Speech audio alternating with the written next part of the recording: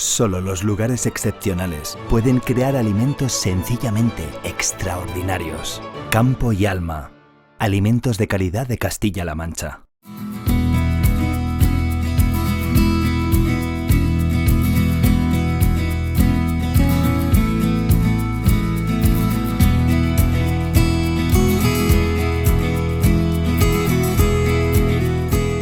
Muy buenas noches y bienvenidos a Abriendo Campos, un espacio donde miramos al campo de frente para contar lo que ocurre cada día en nuestras tierras y en nuestros pueblos, con un sector que afronta decisiones clave, retos climáticos, cambios normativos, pero que sigue siendo esencial para nuestra economía, nuestra alimentación y sobre todo nuestro territorio. Hoy hablaremos de agua, comercio, relevo generacional y cultivos que marcan el pulso de nuestra provincia. Porque entender el campo es también entender nuestro futuro. Esto es Abriendo Campos. Los regantes del Segura y del Júcar alertan de graves recortes de agua en la planificación hidrográfica prevista para 2027 y advierten del impacto directo sobre el sector primario. Castilla-La Mancha reclama en Europa grandes inversiones en infraestructuras hídricas para prevenir catástrofes climáticas y garantizar el desarrollo agrario e industrial. El Ejecutivo Autonómico defiende en Bruselas una PAC fuerte con presupuesto suficiente para asegurar el relevo generacional y el futuro de los pueblos por medio del desarrollo rural. El almendro consolida su crecimiento en Albacete, que concentra la mitad de la superficie regional y se sitúa como segunda provincia en España en extensión cultivada. La producción de aceituna en esta campaña de recolección crece un 13% en Albacete y refuerza el papel del olivar como uno de los pilares agrícolas de la provincia. Los agentes medioambientales intensifican su labor para proteger a las aves y reducir el impacto de las líneas eléctricas antiguas en los ecosistemas agrarios. La preparación del suelo con maquinaria picapiedra mejora la estructura del terreno y garantiza plantaciones más eficaces y duraderas.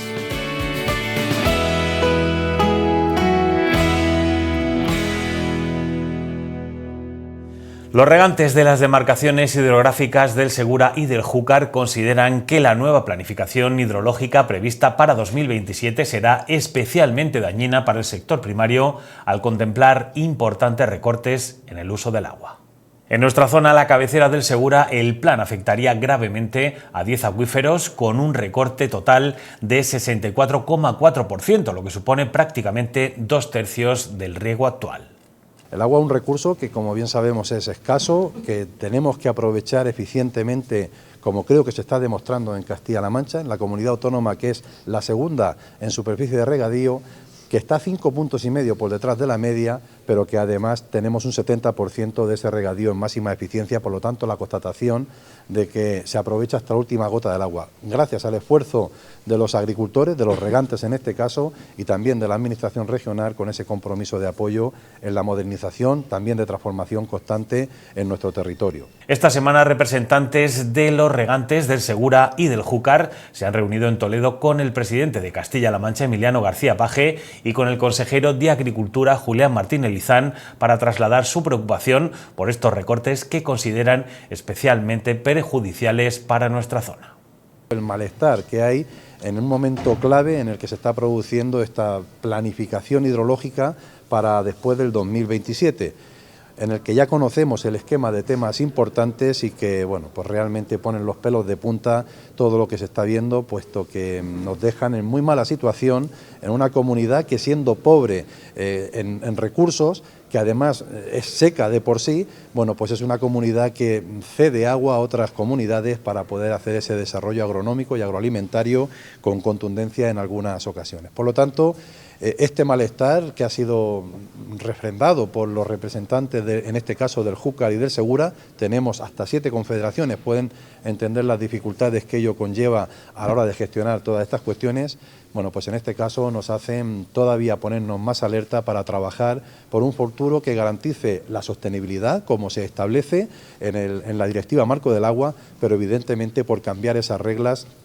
que de alguna manera están poniendo ciertos nubarrones en el horizonte del desarrollo agronómico. Desde el Gobierno regional aseguran que trabajan junto a las plataformas del Segura y del Júcar para afrontar una reglamentación que deja en una situación muy complicada a las zonas más secas de Europa, altamente dependientes del sector primario. Estamos trabajando para poder ver administrativa y jurídicamente cómo afrontar el reto de la Directiva Marco del Agua, puesto que en esta ocasión está perjudicando seriamente el desarrollo futuro. En este sentido, bueno, pues el presidente dará noticias próximamente de qué actuaciones desde el Gobierno regional vamos a llevar a tal efecto. Además, bueno, pues creo que es coherente que el agua, siendo escasa como lo es en nuestra región, tenemos también que tener igualdad de criterios a la hora de hacer esos repartos que por las confederaciones se están realizando y de gestión. Debemos considerar que nuestros regadíos mayoritariamente son cultivos sociales, vinculados a cultivos leñosos, no son grandes producciones de las que estamos hablando de consumo de agua. Tenemos localidades con apenas 800 metros cúbicos por hectárea de consumo y no se puede hacer de forma igualitaria la gestión de planificación. Debe de ser equitativa, debe ser homogénea, evidentemente, en la aplicación de los diferentes criterios y, sobre todo, que salvaguarde la rentabilidad futura de las explotaciones. En la cuenca del Segura, la parte correspondiente a la provincia de Albacete representa el 25% de la superficie de la cuenca del río Segura, pero solo recibe un 10% del agua, con concesiones mínimas que apenas permiten mantener los cultivos autóctonos con riegos de supervivencia. Procesos de alegaciones que, sin lugar a duda, tanto los representantes de las diferentes comunidades como la propia administración van a presentar a este esquema de temas importantes, y esperemos que la coherencia y la razón imperen en el futuro proceso de planificación, en el que es fundamental entender todos estos criterios si queremos seguir manteniendo esa actividad socioeconómica que genera vida, que genera empleo y que, por lo tanto, mantiene vivos nuestros pueblos. La aplicación de la Directiva Marco del Agua genera una gran preocupación en el sector agrario al endurecer las condiciones del regadío y aumentar la incertidumbre sobre dotaciones y concesiones. La directiva es muy rígida en la concepción del estado cuantitativo y cualitativo que tiene cada una de las masas del agua. Evidentemente, nada más mirar un mapa de la situación de las confederaciones, además en este momento en el que vemos que hay abundancia de lluvias generalizadamente, pues podrías ver un panorama de reservas, suficientes reservas hídricas en muchas de las cuencas. Evidentemente el sureste de Castilla-La Mancha principalmente viene siendo habitual procesos de sequía que además dificultan que haya ese desarrollo de reservas de agua para poner a disposición de los usuarios. No solo regantes, también desarrollo industrial en polígonos industriales y tan simple como desarrollo de viviendas poblacional, agua de uso de boca para la población, que también algunas localidades tienen serias dificultades de garantía en su continuidad. Si viésemos las reservas que hay en la cuenca del Segura, veríamos que en esta semana están cercanas al 27% de las reservas, cuando la media de los últimos 10 años han sido en torno al 29%. Teniendo esas dotaciones, es injustificado que se estén produciendo recortes previos a la planificación, en la que, bueno, de alguna manera recortan la capacidad de utilización de agua por parte de los regantes de nuestra tierra. Los regantes reclaman que las decisiones se basen en datos actualizados y reales, ya que consideran obsoletos los utilizados para esta planificación y piden un aplazamiento en la aplicación de la normativa. Nos preocupan mucho estos antecedentes que ponen de manifiesto que hay que dar un cambio rotundo al proceso de planificación que se está llevando a cabo, y ahí tendrán nuestros regantes, nuestros ciudadanos, todo el compromiso del Gobierno regional, de la Consejería de Desarrollo Sostenible, con la Agencia del Agua al frente, que es competente en esta materia, y también de la de Agricultura, por lo que supone tanto socioeconómicamente, pero también por la posibilidad de continuidad de la vida de nuestros pueblos como desarrollo rural.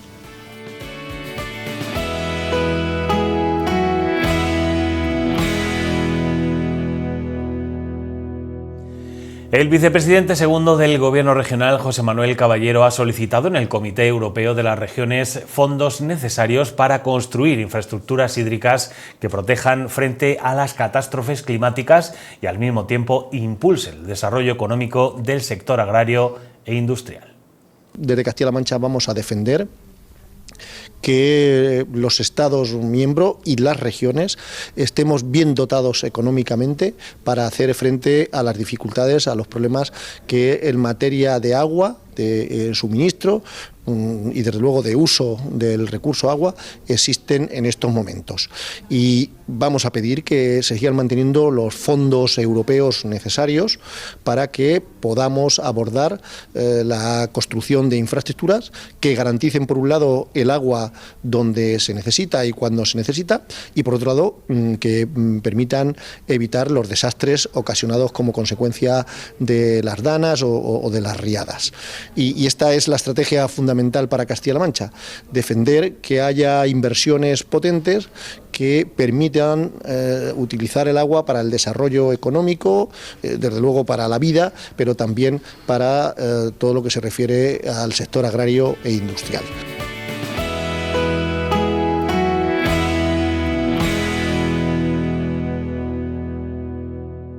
El Gobierno de Castilla-La Mancha ha defendido en Bruselas una PAC fuerte y bien dotada económicamente, con un segundo pilar sólido de políticas de desarrollo rural más allá de 2028. Desde el Ejecutivo Regional insisten en que sin presupuesto no hay jóvenes ni futuro para el campo. El consejero de Agricultura, Ganadería y Desarrollo Rural, Julián Martínez Lizán, ha viajado a Bruselas junto al vicepresidente segundo, José Manuel Caballero, quien ha intervenido en la Comisión NAT del Comité Europeo de las Regiones, donde Castilla-La Mancha se ha puesto como ejemplo en el debate sobre el relevo generacional. Y especialmente contentos estamos de liderar todo lo que es el debate en torno a lo que significa el relevo generacional en el sector agrícola. Y ahí tendré una intervención de lo que significan también los inicios de los trabajos para fijar la posición del Gobierno de Castilla-La Mancha, del encargo que de manera directa el Comité de las Regiones ha hecho al presidente Emiliano García Paje, que culminará en el mes de julio en un pleno del Comité de las Regiones con la posición definitiva y final, que confiamos en que vamos a lograr el apoyo, por supuesto, de todas las comunidades autónomas de España, pero no solo, sino de todas las regiones de Europa. Caballero ha destacado que el objetivo es alcanzar 1.900 incorporaciones de jóvenes agricultores en estos 4 años, de los cuales ya se ha logrado 1.500 en 2 convocatorias. Es un buen dato que en esta legislatura, donde tenemos un objetivo de llegar a 1.900 jóvenes incorporados en 4 años, a estas alturas, cuando todavía falta 1 año y medio para que concluya la legislatura, pues hemos incorporado ya del entorno de 1.500 jóvenes en 2 convocatorias. Y ahora tenemos ya en marcha y tenemos publicada una tercera convocatoria que nos permitirá, estamos convencidos, incorporar en torno a 350 aproximadamente. De manera que conseguiríamos este objetivo de llegar a los 1.900 jóvenes en tan solo 4 años. Y es importante este dato, teniendo en cuenta que cuando hicimos hace unos meses una evaluación de cómo iba la incorporación de jóvenes en Castilla-La Mancha y en España, pues solo en Castilla-La Mancha llevábamos el 50% de todos los jóvenes que se habían incorporado en España. De manera que estamos liderando este proceso de incorporación y somos muy conscientes de la importancia si queremos garantizar un futuro a la agricultura castellano-manchega, y así debe ocurrir en España y en el resto de las regiones de Europa. Por su parte, el consejero Julián Martínez Lizán ha reivindicado un mayor presupuesto para el desarrollo rural, fundamental para generar empleo y riqueza en nuestros pueblos. Que el compromiso del Parlamento Europeo, de la Comisión, tiene que ser patente a la hora de establecer un mecanismo económico que garantice dentro del marco financiero plurianual la posibilidad del desarrollo de políticas vinculadas al desarrollo rural, las que venía desarrollando el Pilar 2, para ofrecer una cohesión real y verdadera a nuestro territorio, principalmente en Castilla-La Mancha, donde el 80% de los municipios están ubicados en territorios rurales. Y por lo tanto no podemos perder esa oportunidad de generar riqueza, de generar empleo, actividad socioeconómica que a la vez aporta empleo y que mantiene la población en nuestros pueblos. Entre 2014 y 2027, los 270 millones de euros en ayudas para el desarrollo rural generarán un impacto económico de 800 millones de euros en nuestro medio rural. Toda la estructura del desarrollo rural ha supuesto una aportación económica importante, no solo en subvención, sino también en inversión de los emprendedores de nuestra tierra. Y, por ejemplo, en programas líder de los grupos de desarrollo rural, con 270 millones en los 2 periodos de programación, desde el 2014 al 2027, van a ser 270 millones de euros de subvención, que la apuesta de inversión está por encima de los 800 millones. Creo que es claro el ejemplo y que es contundente para entender de esa necesidad de seguir trabajando. Desde el Gobierno regional insisten en que el desarrollo rural y la incorporación de jóvenes agricultores debe ir de la mano dentro de la PAC para garantizar el futuro de nuestros pueblos. Por otro lado, si entendemos que el desarrollo rural y la incorporación de jóvenes tienen que ir estrechamente unidas y obligatoriamente unidas de la mano, queda claro que es la única oportunidad que tenemos para garantizar la calidad, la seguridad y la cantidad de alimentos que debemos de ofrecer al contexto de la Unión Europea. Por eso entendemos que tenemos herramientas necesarias que seguir desarrollando, manteniendo las que sabemos que funcionan, y en este sentido exigimos que esas políticas orientadas dentro de la PAC, en la proyección más allá del 2027, tienen que estar centradas en que apoyemos a estos jóvenes, pero les ofrezcamos esas posibilidades de desarrollo para que tengan esa equidad de derechos que también pueden tener las personas del medio rural. Si no entendemos esto, nuestros pueblos corren un grave riesgo de desaparecer y, por lo tanto, el compromiso del Gobierno regional de Castilla-La Mancha va a seguir luchando por el desarrollo de estas políticas que han traído mucho y bueno a nuestra región, al contexto nacional, al contexto europeo, que nos dan una credibilidad hacia los consumidores importantísima y que por supuesto tenemos que seguir trabajando para garantizar las incorporaciones, las mejores de explotaciones. Evidentemente no puede haber competencia del sector agroalimentario, tienen que ir financiación apartada, no podemos ir a un fondo de competitividad donde vamos en clara desventaja con otros sectores productivos como pueden ser los industriales, y por lo tanto, bueno, yo creo que también la mejora de los regadíos es un elemento fundamental para garantizar la viabilidad de las producciones.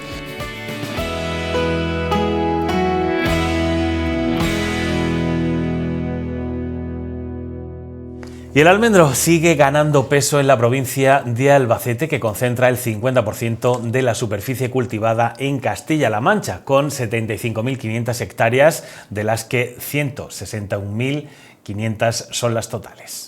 Albacete es ya la segunda provincia de España con mayor superficie de almendro, solo por detrás de Granada. Actualmente cuenta con unas 75.500 hectáreas que están en producción, de las que el 80% son de secano y el 20% de regadío. Las variedades más extendidas son Guara, con 28.300 hectáreas, y Laurán, con 20.200. Destaca el crecimiento de la variedad Penta, de floración extra tardía y de alta productividad, que supera ya las 6.000 hectáreas. La campaña de 2025 se alcanzó 62.830 toneladas de cáscara, a pesar de la sequía, las heladas, el granizo y las olas de calor. Los precios han oscilado entre 5,10 y 6,25 euros por kilo, según la variedad.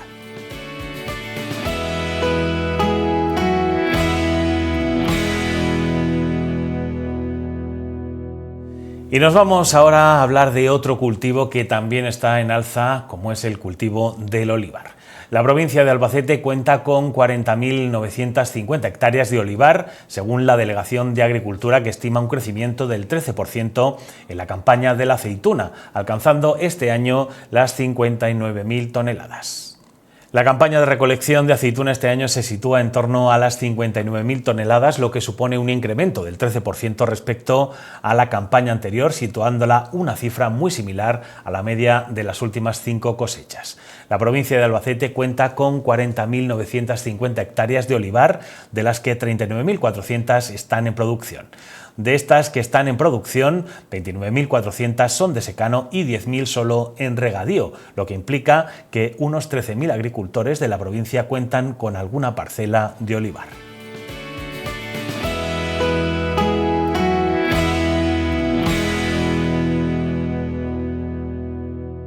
Las aves no solo forman parte de nuestro paisaje natural, sino que también son aliadas clave de la agricultura, ya que ayudan a controlar plagas y a mantener el equilibrio de los ecosistemas rurales. En nuestra comarca, los agentes medioambientales trabajan sobre el terreno para protegerlas, localizando y notificando la muerte de ejemplares en líneas eléctricas que aún no han sido actualizadas según la normativa actual. Un trabajo discreto pero esencial que contribuye a conservar la biodiversidad y a proteger el futuro del campo.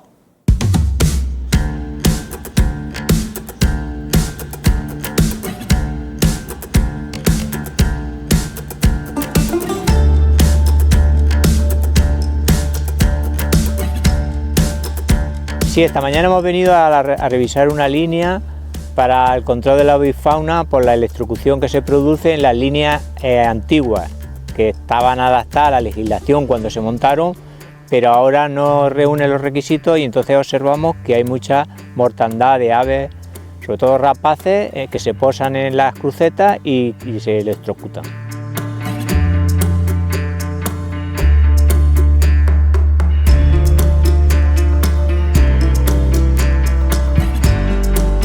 El problema de las líneas, sobre todo en donde nos encontramos hoy, es una línea de que hay bastante alimentación para las rapaces, sobre todo de conejo, y entonces las aves rapaces vienen y se posan en las líneas eléctricas para observar a los animales, para depredarlos, sobre todo el conejo, y entonces al estar apoyados, cuando se van a retomar el vuelo, extienden las alas y al estar apoyados en la columna tocan un cable de la línea eléctrica y se electrocutan y por lo tanto les produce la muerte.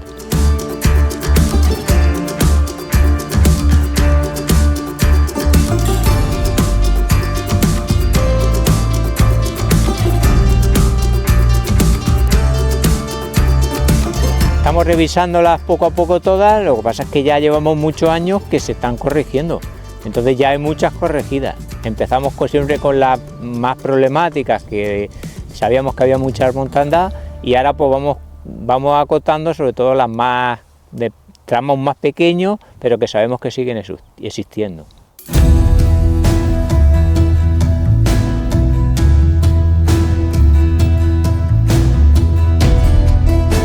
Sí, por supuesto, casi todas las aves que se electrocutan son aves rapaces que están todas protegidas por el reglamento. Aquí, sobre todo en la zona que estamos, sobre todo campean el búho real, muchísimo, el ratonero, y luego en la época sobre todo en primavera y verano, de las aves migratorias, pues el águila calzada, sobre todo esas, son las que más se electrocutan. Luego también algunos cernícalos, y luego también urracas y pequeñas palomas, tórtolas, también se electrocutan.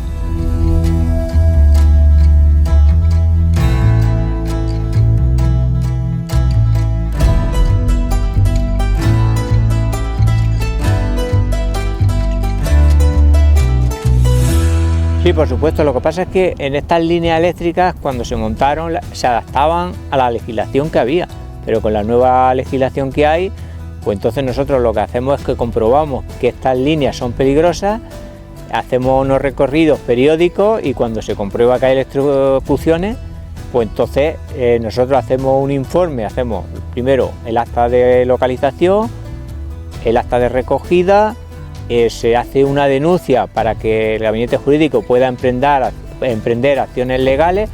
para exigirle a las compañías eléctricas o a los particulares que tienen la obligación de corregir la línea por la mortandad que hay de especies protegidas.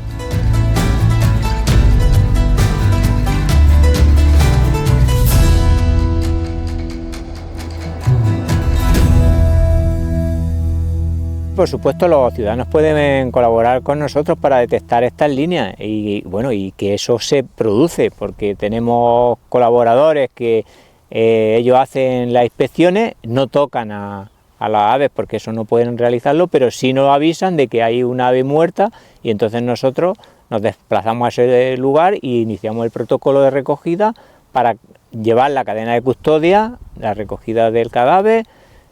coger todos los datos de la línea eléctrica y todo esto, como lleva un protocolo, se lleva al Centro de Recuperación de Fauna de Albacete, en el cual los veterinarios certifican la causa de la muerte. En este caso, como lleva ya mucho tiempo, no se podrá certificar la causa de la muerte, pero sí que se está dando mortandad. Y si el cadáver es reciente, entonces sí certifican, porque ellos lo pueden realizar, de qué ha sido la causa, que normalmente siempre es por la electrocución, porque dejan la descarga eléctrica deja indicios sobre el cuerpo del animal.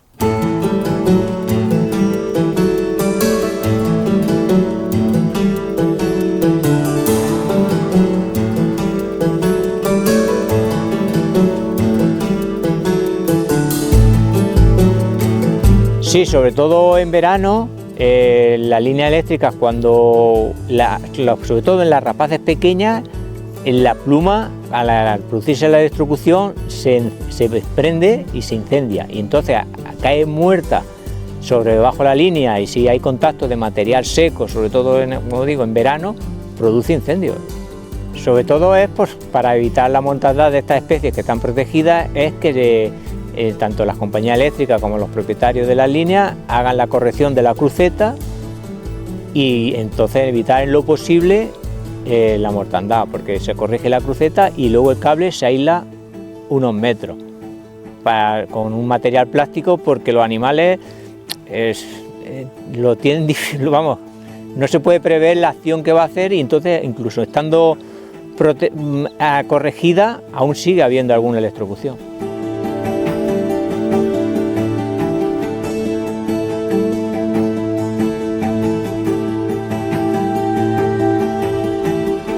Si nosotros cuando hacemos el control de los nidos de las rapaces, de hacer el seguimiento, y entonces sabíamos que en las zonas de campeo donde van a alimentarse, sobre todo los individuos jóvenes, había una mortandad muy grande, entonces la población de estas rapaces no aumentaba, sino que iba en detrimento. Entonces, con estas correcciones que se están haciendo en los últimos años a nivel provincial, autonómico y nacional, estamos consiguiendo sobre todo que la mayoría de las especies, sobre todo que haya más cantidad y más diversidad de individuos. En esta cruceta, que es las que son peligrosas, porque la cruceta está en sentido horizontal y por encima van los aisladores. Cuando una ave se para en la cruceta, sobre todo es cuando van a retomar el vuelo, extienden la ala, y entonces el contacto de un ala que toca uno de los 3 cables sería el positivo, y el negativo sería que está aún agarrado con las garras a la cruceta, y entonces es cuando se produce la descarga eléctrica,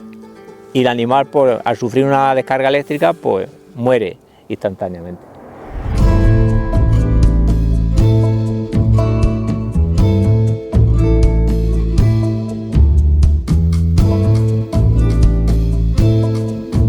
Vale, pues nos encontramos aquí en un lugar donde se ha hecho la modificación tanto para la avifauna como para el tema de incendios. Las que tenemos en este lado, que no cumplían con la legislación actual, cuando se han producido electrocuciones de aves, se ha hecho un expediente informativo y entonces se ha modificado. Ahora están en tipo bóveda para que las aves no se electrocuten, y aparte los cables en un tramo pegando a la columna se aísla con un tipo de material plástico. Luego aquí en el entronque también se observa cómo están aisladas, aunque no están corregidas.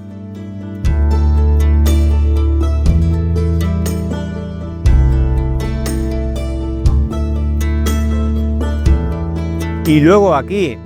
en la espalda, este tipo de línea, aquí lo que se ha hecho ha sido 2 correcciones. Una para la avifauna, en que se ha cambiado la bóveda y se ha aislado, y luego toda la vegetación que hay bajo la línea se ha eliminado para evitar que haya un incendio forestal. Porque aquí antiguamente, cuando se puso la línea eléctrica, no había pino. Posteriormente se hizo la reforestación y los pinos han ido creciendo, y ya llega un momento en que tocan los cables y también pueden producir un incendio. Entonces se pueden producir 2 incendios de diferente manera, por la avifauna y por el contacto de los pinos con el cableado.